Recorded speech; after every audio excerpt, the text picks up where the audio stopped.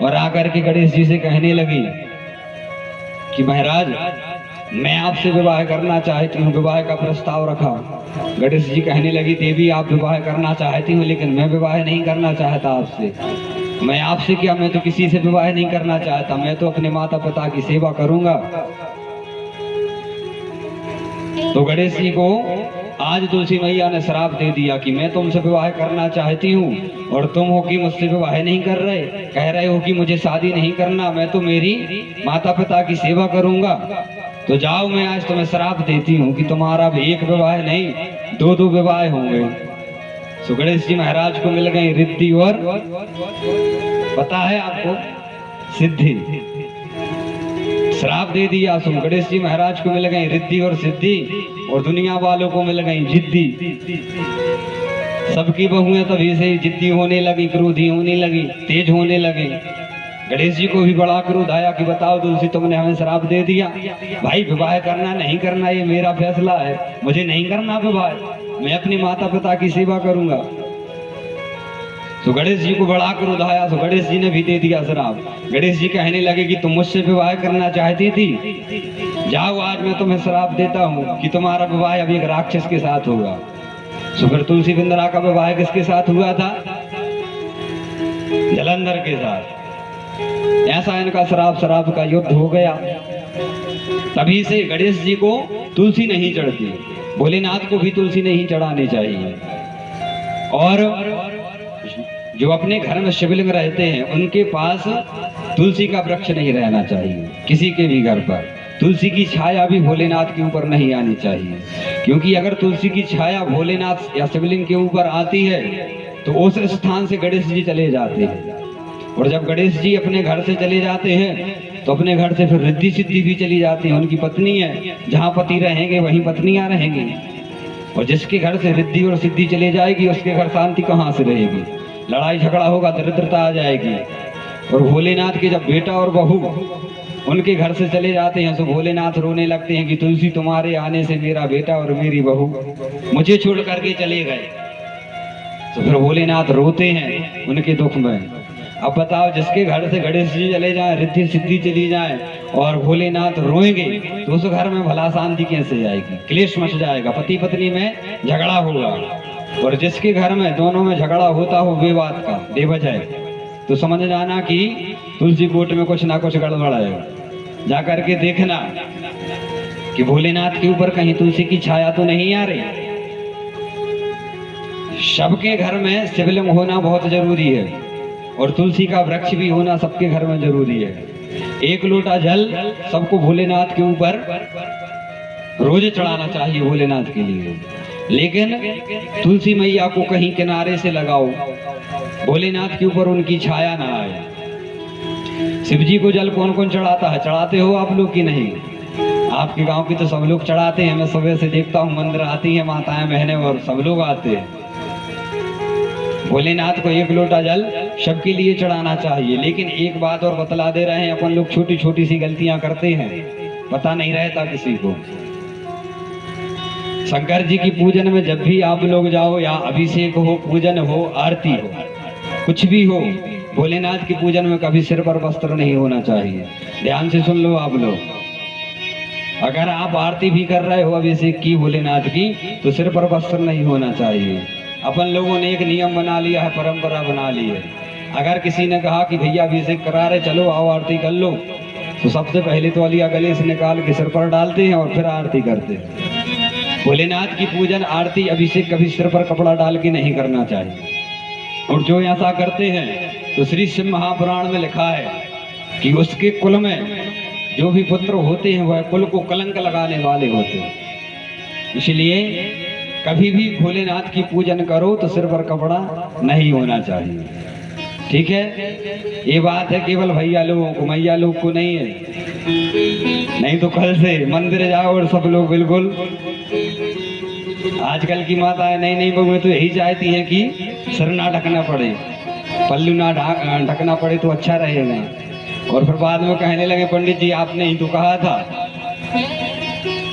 ऐसा नहीं करना है मैया, मैया लोगों के लिए नहीं है ये, केवल बाबा लोगों को है। माताओं को तो कह दिया है कि 4 स्थान कभी खाली सिर नहीं जाना चाहिए, भले ही आप मायके में ही क्यों ना हो। पहला, जहां कहीं भी कमी हुई हो, अगर आप किसी के यहाँ मिट्टी में जाते हो तो भले ही आप मायके में हो लेकिन फिर भी सिर पर कपड़ा होना चाहिए। दूसरा, सूतक काल, किसी के घर बेटा बेटी का जन्म हो गया हो, सूतक चल रहा हो, तो वहां भी कभी खाली सिर नहीं जाना है। और तीसरा, अपने गुरु के पास, जब भी अपने गुरु के पास जाओ, गुरु के सामने जाओ, तो भी सिर पर वस्त्र होना चाहिए। अगर साड़ी ना हो तो चुन्नी ही डाल लो, लेकिन बगैर ऐसे नहीं चली जाना चाहिए, भले ही आप मायके में हो। और चौथा स्थान है कि भगवान की जहाँ भी कथा हो रही हो, चाहे वह भागवत कथा हो, राम कथा हो, नर्मदा पुराण हो, कोई भी कथा हो, कथा पांडाल में आप कथा सुनने को आओ, तो सिर पर सुहागन स्त्रियों के लिए सिर पर कपड़ा रखना चाहिए, ये नियम है। और जो माताएं, जो सुहागन स्त्रियां ऐसा नहीं करती तो उनके पति का भाग्य बिगड़ता है। फिर पति चाहे कितनी भी मेहनत करे, कितना भी कार्य करे, दिन रात मेहनत करेगा, खून पसीना एक करेगा, पैसा खूब आएगा, लेकिन पता नहीं चलेगा कहाँ चला जाएगा। इसलिए मैया, जो जितनी भी नई नई बहुएं बैठी हैं, सबसे निवेदन है कि जब भी भगवान के यहाँ जाओ, कथा में जाओ, तो अपने सिर पर कपड़ा डाल लेना, तो अपने पति का भाग्य बन जाएगा। और जो जो भी अपने पति को सुधारना चाहे, उनका भाग्य बिगाड़ना चाहे, तो कथा में फिर सिर नहीं रखना। आज नारद बाबा ने इनको श्राप दे दिया था कि जाओ तुम वृक्ष हो जाओ, और आज भगवान ने इनका उद्धार कर दिया। इस प्रकार से महाराज यह कथा होती है। एक बार भगवान मैया के पास आए, रात्रि का समय था। मैया से आकर के कहा कि मैया, मुझे माखन खाना है, भूख लगी है। मैया कहने लगी, ठीक है कन्हैया, मैं अभी लाती हूँ, खा लेना माखन। तो जैसे ही मैया अंदर गई और वहां से माखन लाई एक कटोरी में, कहा लो लाला खा लो माखन। कन्हैया कहने लगी कि नहीं मैया, मुझे ये माखन नहीं खाना, मुझे तो ताजा माखन खाना है। अभी दधी मंथन करो, जो ताजा माखन निकलेगा वही खाऊंगा। मैया कहने लगी कि लाला, आधी रात्रि है, इतनी रात में ताजा माखन कहाँ से मिलेगा, सुबह में दधी मंथन करूंगी, सुबह खा लेना। कन्हैया कहने लगे, नहीं मैया, मुझे तो अभी खाना है और ताजा माखन खाना है। रोने लगे, और जब रो रहे हैं तो मैया कहने लगी कि लाला तू चुप हो जा, सुबह में तुझे ताजा ताजा माखन खिलाऊंगी, अभी तू चुप हो जा। भगवान आज चुप नहीं हो रहे, रोए जा रहे हैं। तो मैया ने उनको उलझाने के लिए कहा कि देखो कन्हैया, कितने अच्छे चंदा मामा निकले हैं, देखो देखो कितने सुंदर चंदा मामा लग रहे हैं। भगवान माखन को भूल गए। मैया से कहने लगे कि हाँ मैया, चंदा मामा तो सच में बहुत सुंदर लग रहे हैं। अब तुम एक काम करो, चंदा मामा को बुला दो, हम चंदा मामा के साथ खेल लेंगे, माखन नहीं खाना। मैया कहने लगे कि कन्हैया, चंदा मामा ऐसे नहीं आते हैं। कन्हैया कह रहे, मैया फिर कैसे आते हैं, जैसे आते हो वैसे मैं बुला लो, मैं तो अब चंदा मामा के साथ खेलूंगा। और जब मैया नहीं बुला पाई तो कन्हैया रोने लगे कि नहीं, मुझे तो चंदा मामा ही चाहिए। मैया ने कहा कि मैंने कहाँ से समस्या बना ली, अब मैं कहाँ से चंदा को बुला दूं। फिर मैया ने दिमाग लगाया। पहले की जो माता रहती थी बहुत बुद्धिमान रहती थी, भले ही कम पढ़ी लिखी रहती थी लेकिन दिमाग बहुत रहता था। मैया एक अंदर गई, एक परात लेकर के आई, उसमें जल भर दिया और उसकी जल में परछाई आने लगी चंदा मामा की नीचे। कन्हैया से कह दिया कि लो कन्हैया, आ गए तुम्हारे चंदा मामा, खेल लो तुम, जाओ। तो आज कन्हैया गए कि अरे चंदा मामा आ गए, चंदा मामा आ गए। और जैसे ही चंदा मामा को गोदी में लिया, खिलाने के लिए उठाया कि आज पानी छलबला गया और चंदा मामा चले गए, क्योंकि वो तो परछाई थी। तो भगवान रोने लगे कि चंदा मामा चले गए, चंदा मामा चले गए, मैया फिर से बुलाओ। मैया कहने लगेंगी लाला वो ऐसे ना आए करें, एक बार बड़ी मुश्किल से आए थे और तूने भगा दियो, अब वो ना आएंगे ऐसे। तो भगवान फिर से रोने लगे कि नहीं मैया, मुझे तो चंदा मामा चाहिए। मैया समझा रही कि लाला वो नहीं आएंगे। और जब कन्हैया नहीं माने तो मैया कह रही हैं कि लाला तुम मौन जाओ, तुम चुप हो जाओ, मैं तुम्हें एक दुल्हन दूंगी जैसे ही दुल्हन का कहा सो भगवान अपने आंसू पहुंच रहे, कह रहे तो ठीक है मैया, आप अगर कह रही हो कि दुल्हन देंगे तो हम चुप हो जा रहे। भगवान चुप हो गए। मैया से कह रहे कि मैया लाओ मैं दो अब दुल्हन। मैया अंदर गई और जाकर के एक गुड़िया छोटी सी उठा लाई और आकर के कन्हैया को दे दिया। कन्हैया कहने लगे कि मैया अब हम बड़े हो गए और हम जाने नहीं लगे दुल्हन और पुतरिया में अंदर। आपने दुल्हन का बोला सो दुल्हन दो, ये तो पुतरिया है, गुड़िया है। मैया मुस्कुराने लगी, कहने लगी कन्हैया ऐसी थोड़ी दुल्हन आए करे। कन्हैया कह रहे मैया फिर दुल्हन कैसे आती है? मैया कह रही है कि दुल्हन लाने के लिए तुम्हें बड़ा होना पड़ेगा। जब तुम बड़े हो जाओगे बाजी बजेंगे, तुम घोड़े पर बैठोगे, बारात लगेगी, तब आएगी दुल्हन। भगवान कहने लगे कि देखो मैया, ना तो हमें बड़े होना है, ना ही हमें घोड़े पर बैठना है, और ना ही हमें बारात लगवानी है। हमें तो दुल्हन चाहिए और अभी चाहिए। मैया कह रही कि लाला तुम मान क्यों नहीं रहे हो? अभी दुल्हन नहीं आ सकती। कौन करेगा तुमसे विवाह? कौन देगा तुम्हें अपनी बेटी को? तुमसे कोई विवाह नहीं करेगा। भगवान फिर अपने आंसुओं को पहुंच रहे, कह रहे मैया उसकी चिंता आप मत करो, हम बता रहे कौन करेगा हमसे विवाह। जाओ आप, हमसे विवाह कौन करेगा हम बता रहे उसका पता। और आज कन्हैया कह रहे मैया से, राधिका गोरी से विरज की छोरी से मैया करा दे मेरो ब्याह। राधिका गोरी से विरज की छोरी से मैया करा दे मेरो ब्याह। अरे ओ सुन ले उमा मेरी राधिका गोरी से विरज की छोरी से मैया करा दे मेरो ब्याह। हरि बोल।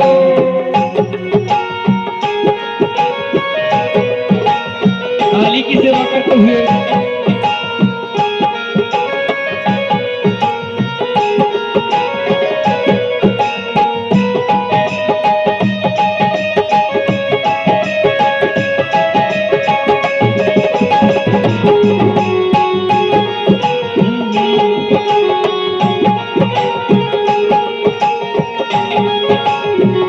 मैया से कह रहे कन्हैया कि मैया आप हमारा विवाह करा दो, और जब मेरा विवाह हो जाएगा तो मैं खूब सेवा करूंगा और बहू से भी कराऊंगा।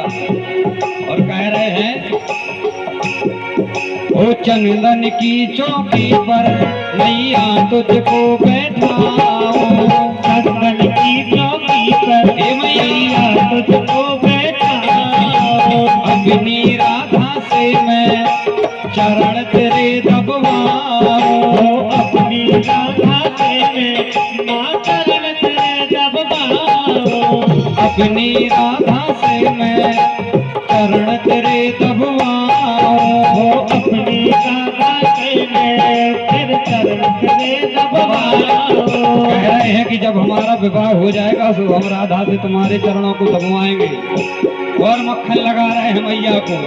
मैया से कह रहे हैं, वो भोजन में बनवाऊंगा 56 प्रकार के राधिका गोरी से रज की छोरी से मैया करा दे मेरो ब्याह। अरे वो सुन ले उमा मेरी राधिका गोरी से रज की छोरी से मैया करा दे मेरो ब्याह। हरि बोल।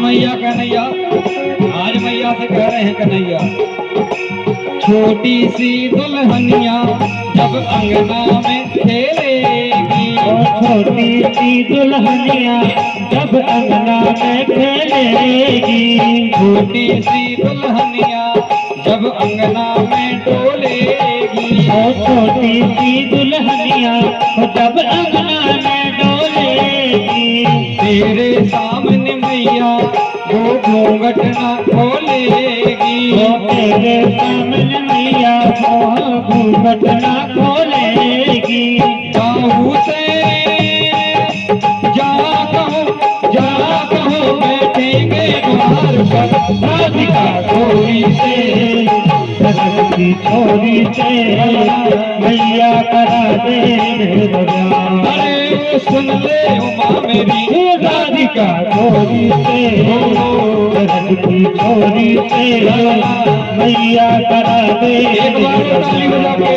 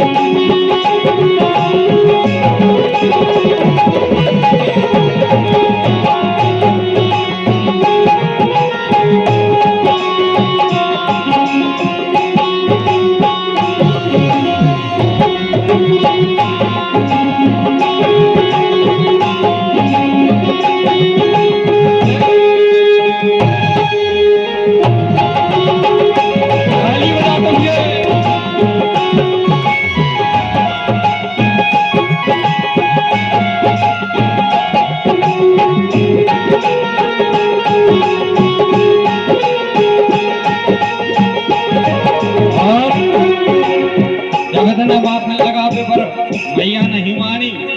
सुकनैया कहने लगे मैया से कि सुनो मैया, ओ जो ना ब्याह करायो मेरी कैया नाही चराऊं, हो जो नहीं ब्याह करा है तेरी कैया नाही चराऊं, जो नहीं ब्याह करायो मेरी कैया नाही चराऊं, हो जो नहीं ब्याह कराए तेरी कैया नाही चराऊं। आज भगवान मैया को धमकी दे रहा है कि सुनो मैया, अगर आप हमारा विवाह नहीं करोगे तो तुम्हारी गैया चराना आज से ही बंद, अब घर का कोई कार्य नहीं करेंगे। और कह रहे कि मैया से आज के बाद मेरी मैया तेरी तहरी करना आऊं, आज के बाद मेरी मैया तेरी तहरी करना आऊं, जो नहीं ब्याह करायो तेरी गैया नाही चराऊं, हो जो नहीं ब्याह कराए तेरी गैया नाही चराऊं। आज के बाद मोरी मैया तेरी तहरी करना हो आज के बाद मोरी मैया तेरी तहरी करना आएगा